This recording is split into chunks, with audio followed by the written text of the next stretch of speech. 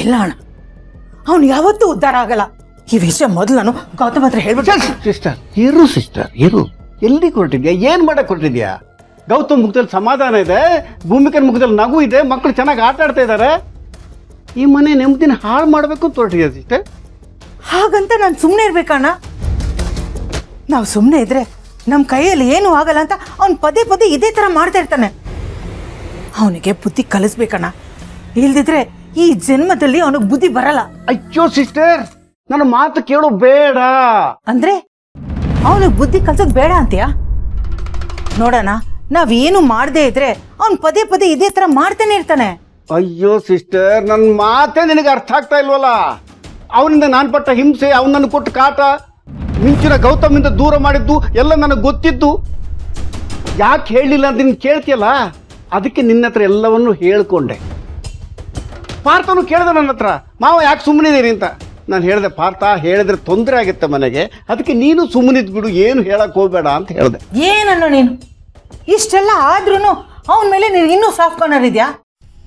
ನೋಡೋಣ, ಅವನನ್ನು ಹೀಗೆ ಸುಮ್ಮನೆ ಬಿಟ್ರೆ ಅವನಿಂದ ನಮಗೆ ಇನ್ನೂ ತೊಂದರೆ ಆಗತ್ತೆ.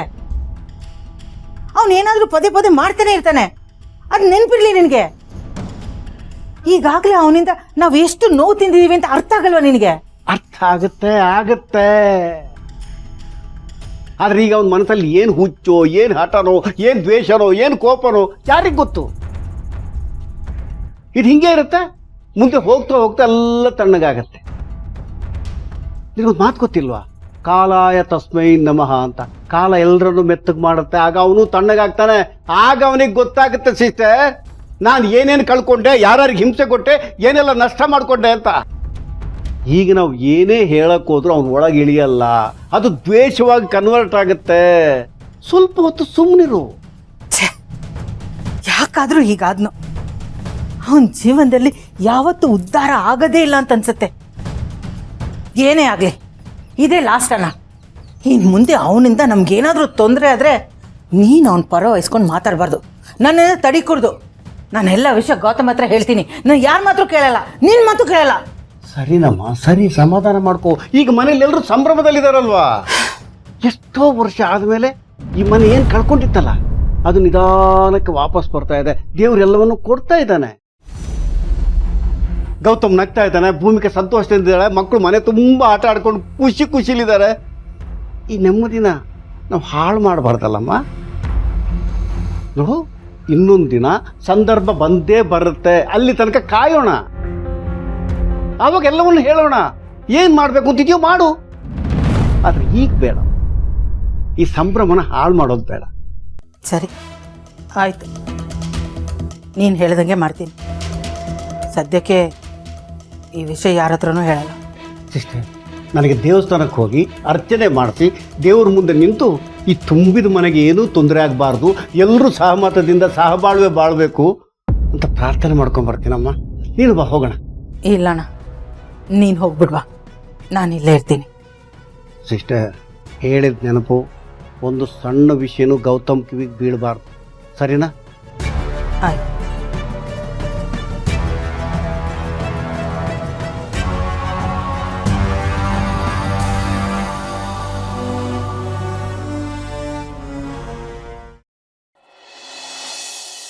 ಇಬ್ರು ಅದಕ್ಕೆ ನಮ್ಮ ಫ್ಯಾಮಿಲಿ ಫ್ರೆಂಡ್ಸ್ ಎಲ್ಲರೂ ಇನ್ವೈಟ್ ಮಾಡಿದ್ದೀನಿ. ಗುಡ್.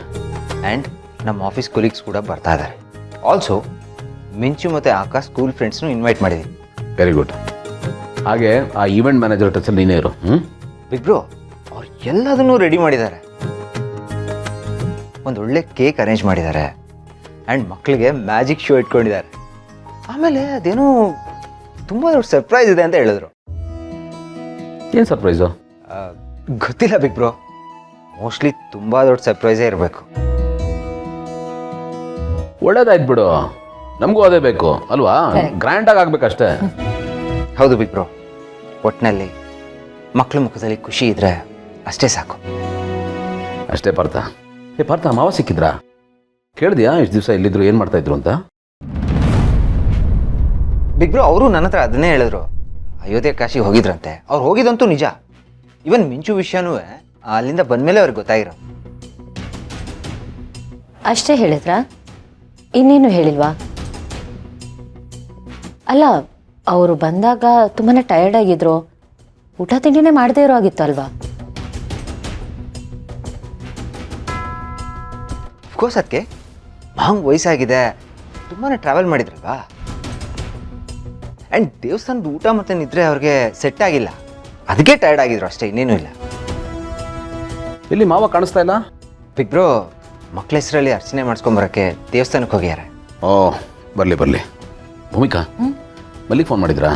ಹಾಂ ಮಾಡಿದ್ದೆ, ಬಟ್ ಈ ಟೈಮಲ್ಲಿ ಅವಳಿಗೆ ಲೀವ್ ಕೊಡಲ್ವಂತೆ. ಅವಳಿದ್ದಿದ್ರೆ ಚೆನ್ನಾಗಿರೋದು. ಇನ್ವೇಸ್ ನಾನು ಹೋಗಿ ಮಕ್ಕಳು ರೆಡಿ ಮಾಡ್ತೀನಿ. ಓ ಪಾರ್ಥ, ಟೈಮ್ ಆಯ್ತು ಕಣ, ನಾನು ರೆಡಿ ಆಗ್ತೀನಿ, ನೀನು ರೆಡಿ ಆಗೋ. ಎಷ್ಟು ರಿಸೀವ್ ಮಾಡಬೇಕಲ್ಲ. ಸರಿ, ಓಕೆ. ದೇವ್ರೆ, ಇಷ್ಟು ದಿನ ಆದಮೇಲೆ ಈ ಮನೇಲಿ ಎಲ್ಲರೂ ಖುಷಿಯಾಗಿದ್ದಾರೆ, ಇದು ಹಾಗೆ ಇದ್ಬಿಡ್ಲಪ್ಪ.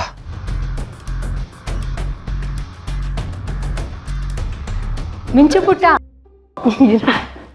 Many more happy returns of the day. Stay blessed. Thank you aunty. Happy birthday ಮಗಳೇ. Thank you uncle. ಅಯ್ಯೋ ಎಲ್ಲಿಗೆ ಹೋಗ್ತಿದ್ಯಾ? ಇಲ್ಲೇ ಇರು, ಸ್ವಲ್ಪ ಹೊತ್ತು ಮಾತಾಡೋಣ. ಆಂಟಿ ಇವತ್ತು ನನ್ನ ಬರ್ಡೇ ಅಲ್ವಾ, ಅದಕ್ಕೆ ನಾನು ಇವತ್ತು ರೆಡಿ ಆಗಬೇಕು, ಫುಲ್ ಬ್ಯುಸಿ ಇದ್ದೀನಿ. ಅದು ಅಲ್ಲದೆ ಇವತ್ತು ನನ್ನ ಪಪ್ಪ ಅಮ್ಮನೇ ರೆಡಿ ಮಾಡಿಸ್ತಿರೋದು, ಅದಕ್ಕೆ ಪ್ಲೀಸ್ ನಾನು ಬೇಗ ಹೋಗಬೇಕು. ಓಕೆ ಓಕೆ, ಹೋಗಿ ಬನ್ನಿ ಮೇಡಮ್, ನಾವಂತೂ ನಿಮ್ಮನ್ನು ಡಿಸ್ಟರ್ಬ್ ಮಾಡಲ್ಲ, ಸರಿನಾ? ಓಕೆ ಆಂಟಿ, ಆಮೇಲೆ ಸಿಗ್ತೀನಿ, ಬಾಯ್. ಅಬ್ಸರ್ವ್ ಮಾಡ್ದ ಅಪ್ಪಣ್ಣ, ಮುಂಚೆ ಅವಳು ಪಪ್ಪ ಅಂದಾಗ ಪಪ್ಪ ಅನ್ನೋದು ಮಾತ್ರ ಕೇಳಿಸ್ತಾ ಇತ್ತು. ಈಗ ನಿಜವಾದ ಅಪ್ಪ ಅಂತ ಗೊತ್ತಾಗೋಯ್ತಲ್ಲ, ಆ ಪಪ್ಪ ಅನ್ನೋದ್ರಲ್ಲಿ ಟನ್ಗಟ್ಲೆ ಪ್ರೀತಿ ಇದೆ. ಓ ಕೊನೆಗೂ ಬಂದರು, ಯಾಕೆ ಇಷ್ಟು ಲೇಟು? ನಿಮಗೆ ಗೊತ್ತಲ್ಲ ಬ್ರೋ, ಬೆಂಗಳೂರು ಟ್ರಾಫಿಕ್ಕು ಲೇಟಾಗಿ ಹೋಯ್ತು. ಆಮೇಲೆ ನಮಗೆ ಅನಿಸ್ತು ತುಂಬ ಲೇಟ್ ಆಗ್ಬಿಟ್ಟಿದೆ ಅಂತ.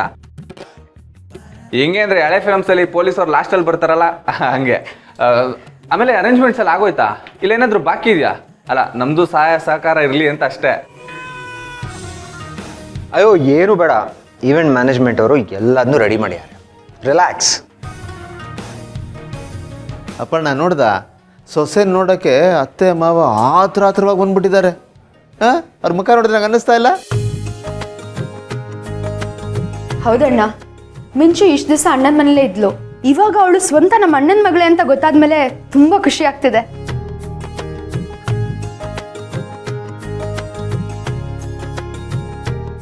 ಅದನ್ನ ಹೇಳ್ಕೊಳಕ್ಕೂ ಆಗ್ತಿಲ್ಲ, ಅಷ್ಟು ಖುಷಿ ಆಗ್ತಿದೆ ನನಗೆ.